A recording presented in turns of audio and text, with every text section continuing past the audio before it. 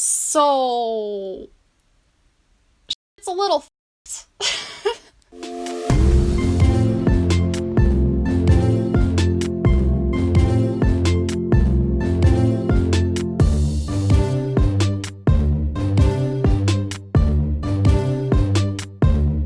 Hello, my name is Jessica, for those of you who do not know that already. I am 20 years old and I have an autoimmune disease. So today I want to talk about how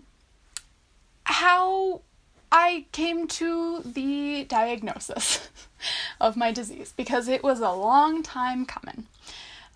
So I am going to go through kind of my timeline, and to help me, I have all of my digitized after visit summaries, which actually is very helpful in hindsight. So yeah, let's get started. So the very first part does not involve actually going to a doctor. It involves PE class. Woo! Love that. So I took a class called Independent Sports. And in that class, you don't do team sports as much. You do things like karate, and bowling and golf, and it was really fun. But there was a lot that I wasn't willing to do, because prior to that, this was in junior year of high school in, 2016, I want to say? Yeah, 2016.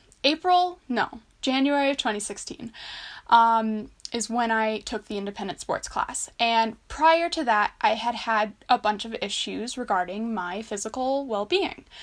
I was pretty weak, and I just wasn't able to, work out in the same way as some people. I had moments where I started running and literally face planted. I'll tell you more about that one later. And so I had a lot of trauma surrounding that, and I was very scared to do any sort of physical stuff, because I was like, well, I'm just really weak. I'm just a really weak person. That's just, what it is. And through the course of this quarter-long class, I thought I was getting better. I thought I was starting to build some muscle. But after that class, I lost it all again. I was trying to work out, and I was able to do the thing that you pull down would be like a 25 pound, which I know is not a lot, but it was what I was building up to. And it was going down. I couldn't do the 25 anymore. And we actually ended up seeing a personal trainer at the gym that we had a membership with, and she told me that while she couldn't legally advise me to go see a doctor, I should. Because I was not willing to step up onto a treadmill, because I didn't think I could make that step. So if you've ever seen a treadmill, they're not very high, but I didn't think I would be able to, and I wasn't able to, step up onto that treadmill with one step. It needed to be I needed a half step in between those in order to be able to get up onto it, because I was not strong enough to do it. And so I went to my doctor. She referred me to a neurologist, who then referred me to, after an MRI and still being inconclusive about it, referred me to Children's Hospital in Denver. And that's where we actually get to my after visit summaries. A big part of my medical journey is blood work. I don't know why I said it like that. So we were testing a lot of stuff in my blood and in my DNA as well, because we weren't sure what was going on. We thought it was muscular dystrophy, which is a non-treatable genetic disease. And so that was the first things that we were testing at Children's, and we were looking at it and we're like, okay, it has to be muscular dystrophy, but none of the genes were showing up positive. Okay, so most of my Children's Hospital visits are actually not on this database, but I can tell you I went, I believe, every 3 months, I want to say, starting in about April. I was 17 at the time that I was first, validated that this, weakness was not just a mental thing, because we were all of us, everyone around me and me, was convinced that it was a mental thing. And I was just beating myself that I couldn't, I was mentally being like, I just can't do it. And so I wouldn't do it. But to actually know that there was something wrong was actually kind of validating, because even when I got so angry that I thought I could push through it, I couldn't. And that was a huge sign that something was not quite right. So there is this thing called CK, creatine kinase. I'm going to read this off of something called medicalhealthtests.com. So creatine kinase is an enzyme that is present in all of the muscles in the body and is a catalyst in the energy conversion process. Since this is a crucial enzyme in the energy conversion process, if it is present in the blood where it shouldn't be, it is a sign of the breakdown of muscle or a dystrophy, which is why they were thinking that I had muscular dystrophy, because my muscles were breaking down. And so my CK levels, so first I will tell you average CK levels. I go all the way to the first time we tested it, in April of 2016. So the standard range for a CK level, I'm not exactly sure the measurement unit, but it's less than 143 UL. So I'm going to repeat that. The standard range is under 143. My level of CK in April of 2016 was 8,919. So, it's a little This is why they thought that I had muscular dystrophy, was because I was just wasting away. They tried putting me on prednisone, which is a steroid that they give to people for a variety of reasons. But for me, they were trying to do it to, I guess, make things easier on me. It actually made things really hard for me. Made me really tired. I had a panic attack on it. Just a lot of things. And it legitimately did nothing to my physical ability to do things. And so, for this whole year, they were just testing me every time I went in for a visit and doing the standard physical tests where they were like, okay, raise your arms. And I would be like, yep, still the same or worse. And I wouldn't get down on the floor because I legitimately could not get up on my own.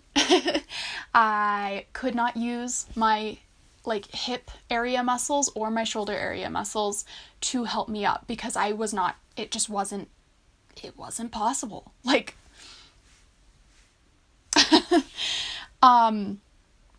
And we were all kind of at a loss. And we had no idea what was going on. And we just kind of had to sit there and watch me get weaker.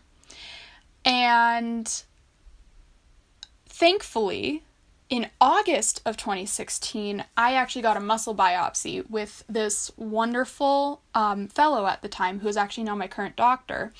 She did a biopsy on my muscle, and she was the catalyst for actually finding out what was going on in my body.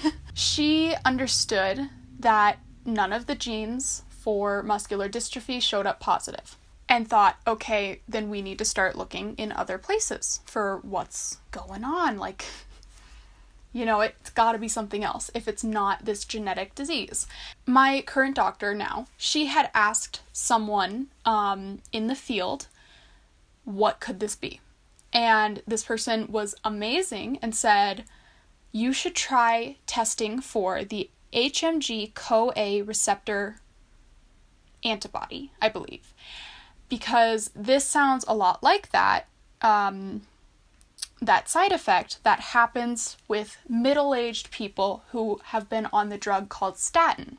I had been completely healthy up until 8th grade-ish, and never had been on the drug statin, never really was on drugs except for like cough medicine every once in a while. And so, you know, that's what makes this pretty weird. But she tested for the antibody and it tested positive. So there's the name. It's a little weird. HMG-CoA receptor myositis. Love it. Basically what's happening in my body is my antibodies are attacking my muscle because something in there is identifying it as a foreign object that shouldn't be in my body. You know, we're not exactly sure why, and we're not exactly sure like what's happening, but it's happening. And so in 2017-ish is when we actually came to that conclusion. And I found out that, hey, it's treatable. Okay, cool. Yeah, let's try it. Oh, I have to get infusions. That's what the treatment is. Oh, well, infusions are a little scary to someone who's never had them before. So you see in these movies and TV shows that these people are just, they're wasting away, and sure, in some, you know, medications, it does kind of knock you out. Sometimes it doesn't feel good, generally. Like, your body just doesn't feel good. You know, chemotherapy is an infusion, which I also actually had no idea that was an infusion. For some reason, that just never occurred to me. But, you know, it is putting product or blood, well, that's a transfusion. It's putting product into your bloodstream to make medication or treatment go quicker. Generally, I can tell you that infusions, like, you don't feel the stuff going into your blood. At least my treatment, you don't. You do hear it sometimes. So, like, after they've put the IV in, they have to flush it with saline to make sure that, you know, they got it right. And I can hear it go in. It's so weird. Oh, that's so weird now thinking about it. But I can hear it go in, and then I taste kind of like a... How do I describe it? Like a balloon, almost. It almost tastes like balloon, so I just taste that. But, like, I don't feel it, really.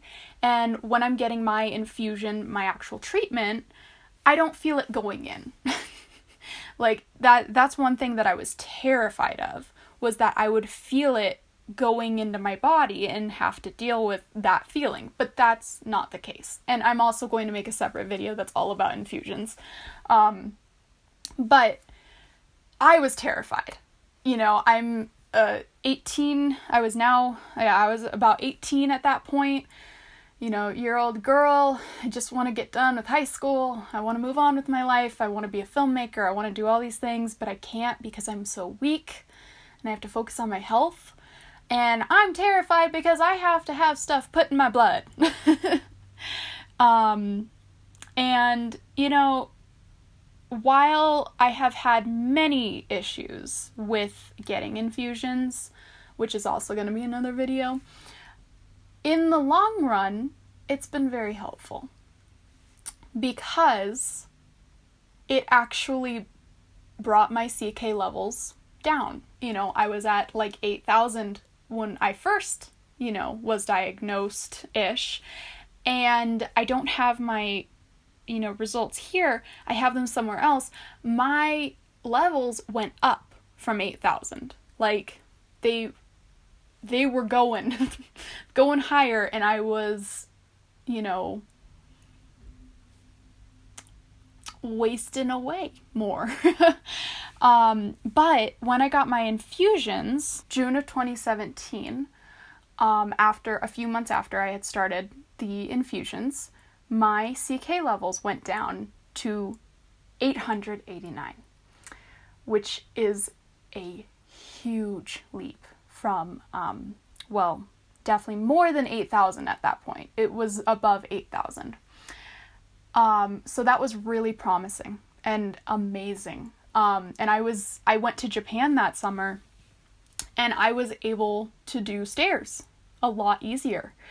And I was able to do so much more. I wasn't, perfect, but I was improving.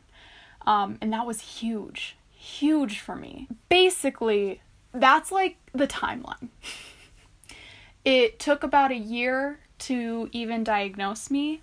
And since then, I have been kind of a test rabbit, because I am the first person my age to be diagnosed with this disease.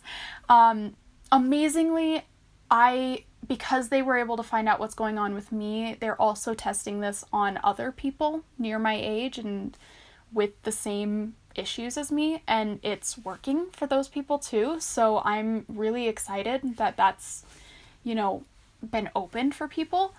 But also there's a lot of uncertainty with me because I'm the one that they're testing things on. And, we don't know. Because actually, we were trying to spread out my infusions this past year. My CK levels have gone up again, which is a bummer. But that just means right now that I have to go back to more of the treatment when I get it. And so there's a lot to deal with, but, if I'm helping other people, I mean, I think it's worth it. I'm helping other people who would have not known if we hadn't, pushed so hard to get the right treatment. So, yeah. Yeah. I think that's all I'll really put in this video, because it's, just a basic timeline of, how I got diagnosed. I can go into way more in the future, but I just wanted to keep it kind of brief for the moment. If you have any questions, leave them in the comments, and I will definitely try to answer as many as I can. I hope you all have a good morning, afternoon, night, day, and goodbye.